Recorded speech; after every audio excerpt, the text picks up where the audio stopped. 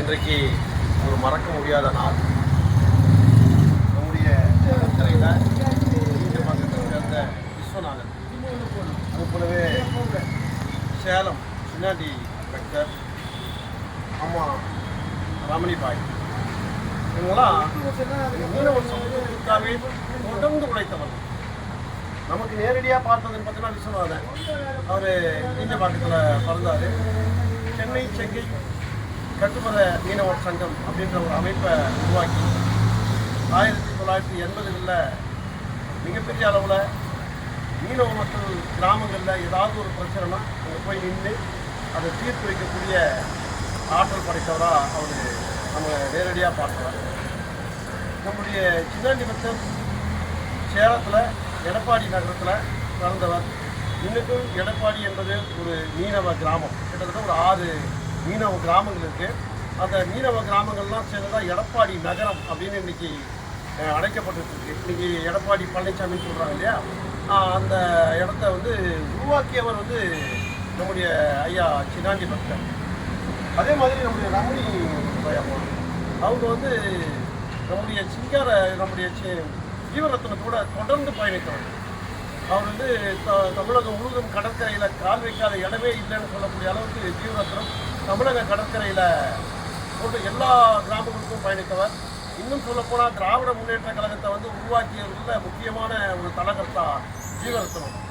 அவர் 50 தலைவர்கள்னு சொல்லுவாங்க. அந்த 50 தலைவர்களில் அவர் 18வது இடத்துல இருந்தவர். இன்றைக்கி சொல்கிறாங்கள கலைஞர் கருணாநிதி, அவர் 23வது இடத்துல இருக்கிறார். அப்போ அந்த அளவுக்கு அரசியலையும் சரி சமூகத்திலும் சரி ஜீவரத்னம் ஒரு மிகப்பெரிய தலைவராக இருந்தார். அவருடைய சிஷ்யை தான் இந்த நம்முடைய ரமணிபாய் அம்மா. அவருடைய வழித்தோன்றலாம் அவர் பின்னாடியே ஒவ்வொரு நாளும் பயணித்து தமிழக கடற்கரையில் எங்கெங்கெல்லாம் பிரச்சனைகள் இருக்குதோ, எந்தெந்த மாதிரியான சிக்கல்கள் இருக்கோ அதெல்லாம் தீர்த்து வைக்கிற வேலையை அவங்க தொடர்ந்து செய்துட்டு இருந்தாங்க. இதில் முக்கியமான விஷயம்னா இவங்களாம் எந்த கரையும் படியாதவர்கள். அதாவது ஊழல்லையோ லஞ்சத்துலேயோ மற்றபடி தவறுகள்லையோ ஈடுபடாத ஒரு உன்னத தலைவர்கள் இவங்கெல்லாம் சமீப காலத்தில் வாழ்ந்தாங்க. அவங்களோட நாமளும் பயணிச்சிருக்கோம் அப்படின்னு நினைக்கும் போது உண்மையிலேயே ஒரு மகிழ்ச்சியான இருக்குது. அதே நேரத்தில் இந்த 3 தலைவர்களையுமே நம்ம மறக்கக்கூடாது அப்படிங்கிற ஒரு நினைவோடு தான் நம்ம இன்னைக்கு இந்த நிகழ்வை நடத்தணும். இன்னைக்கு மட்டும் இல்லை, தொடர்ந்து ஒவ்வொரு ஆண்டுகளுமே ஒவ்வொரு மீனவ தலைவர்கள் சமீப காலத்திலேயோ அல்லது சிந்தனை சிட்டு சிங்கார காலத்திலேயோ வாழ்ந்தவங்க எத்தனை பேர் இருந்தாலும் அவங்களெல்லாம் நம்ம நினைவு கூர்ந்து அவங்களுக்கு ஒரு மரியாதையை செலுத்திக்கிட்டே இருக்கிறோம். அந்த அடிப்படையில் இன்னைக்கு 1/7/2026 இவங்க 3 பேருமே ஒரே நாளில் இறப்பு சந்திச்சவங்க. அது உண்மையிலே ஒரு ஆச்சரியகரமான விஷயமா இருக்குது. ஆனால் நம்ம இதை கீழே இருக்கக்கூடிய நம்முடைய கிராமத்தில் இருக்கக்கூடிய மக்களுக்கு கொண்டு சொல்லணும் இந்த விஷயத்தை.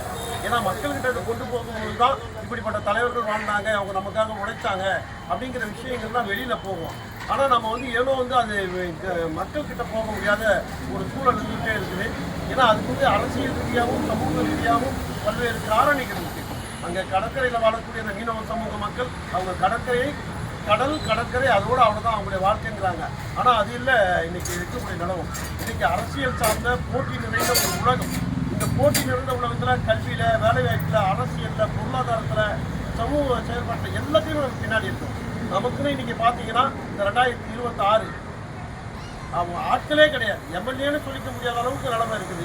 புதிதாக இந்த தாவேக்கா ஒரு 3 எம்எல்ஏக்களை கொடுத்துருக்குது. அது 3 பேருமே ஜெயிச்சிருக்காங்க. அது ஒரு சூழலாக இருந்தாலும் கூட சமூக ரீதியாக அரசியல் ரீதியாக இல்லாமல் சமூக ரீதியான இருக்கக்கூடிய தலைவர்கள் உருவாகும்.